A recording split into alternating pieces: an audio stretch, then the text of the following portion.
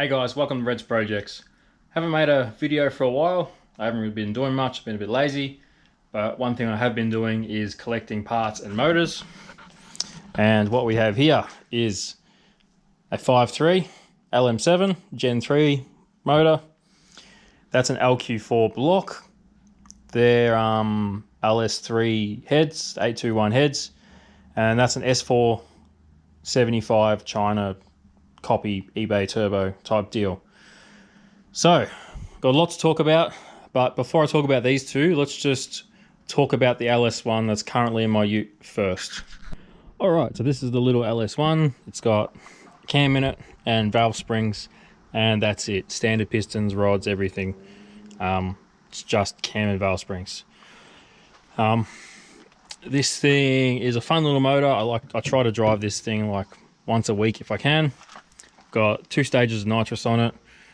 I actually went over the whole nitrous setup the other day because I plan on racing it soon, and I want to see how much fun I can have with it. I can't really see much of a future for this motor as far as moving forward from where it is. One thing I want to do is I'm pretty sure this dash 4 line that's feeding my nitrous is holding me back a little bit, because on the 200 shot, so 100 on each stage, everything seemed normal. AFR was good. The jet spread between nitrous and fuel jet was normal. When I upped the second stage to a 200 shot, so 300 total, I had to run a really funky jet spread to make the AFR normal. So that's telling me that the nitrous line is probably restricting it somewhere. So I would like to go dash 6 from the bottle to the front and see if it picks up any power. It doesn't add up a 300 shot on top of what the motor makes. It doesn't really add up power wise, so I think that's holding me back. So what I did, I put the 100 shot jets in both kits, so when I race it I know that everything should be sweet. But sometime soon we're going to race it, and I do like this engine, but the problem with LS1s is the kind of smaller bore size. All the good heads are meant for like a 4-inch bore, like a 6-litre motor. So you can't really put like you can spend big money and get better heads, but as far as like the rectangle port heads and stuff, it's just easier having a 6-litre, a 4-inch bore, I should say. And then if you got that kind of head, then it's worthwhile making it into a stroker. I can stroke this to 383, but I'm still kind of stuck with average heads.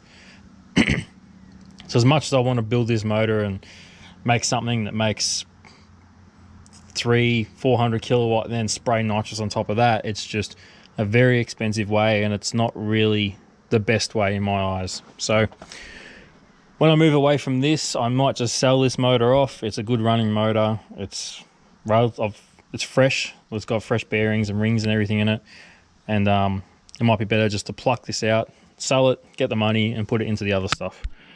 So when that does happen, the next motor to go in will be the 5.3. Let's go talk about that. All right, so the 5.3, as I said before, it's an LM7, so it's a Gen 3 5.3. I bought this from an importer, and he had taken the heads off and it had no sump, so inside was a little dirty and rusty. So I pulled it apart and gave it a freshen up. I have filmed everything for that video, so I'm going to put that together at some point, try and squeeze it all into one video of me building this thing. But pretty much I put fresh bearings, fresh rings. Instead of putting the LM7 cam back into it, I put one of my stock LS1 cams into it. They're slightly bigger. I'll pause quickly and put the specs up for you.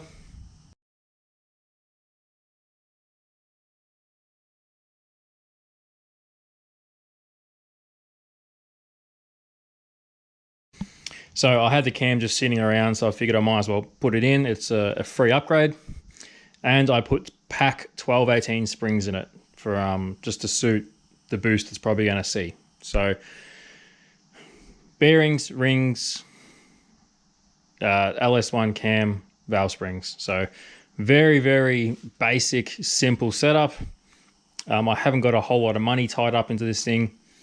So the plan is to put this in first, fab up the turbo kit and everything, and try and make around 400-ish kilowatts, I think. There's not much else to say about this. It's very, very simple. So this is just an LS1 manifold I bought cheap.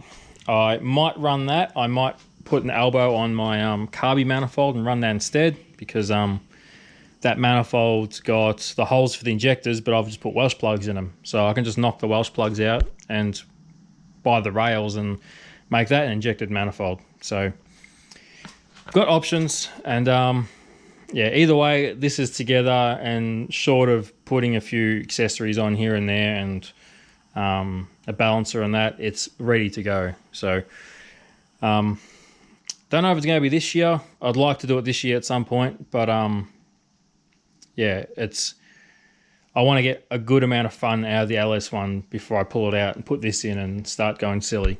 So let's talk about the 6 litre now. All right, so this is my 6 litre. This is an LQ4 block. I've pulled it apart, cleaned it all, painted it, made it look pretty.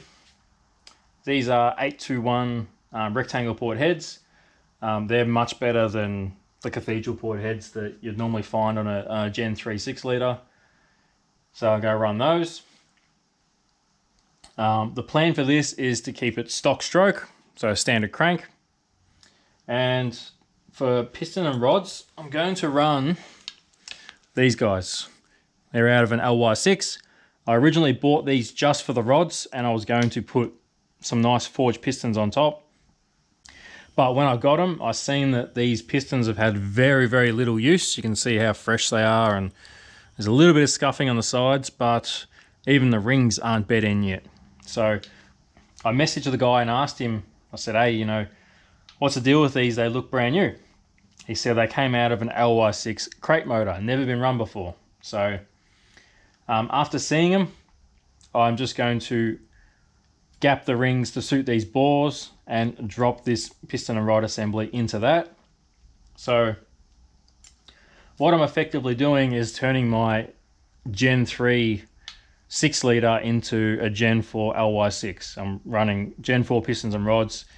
LY6 has rectangle port heads like I've got, so I'm basically just making an LY6 out of rubbish, basically. So it's not that exciting, really.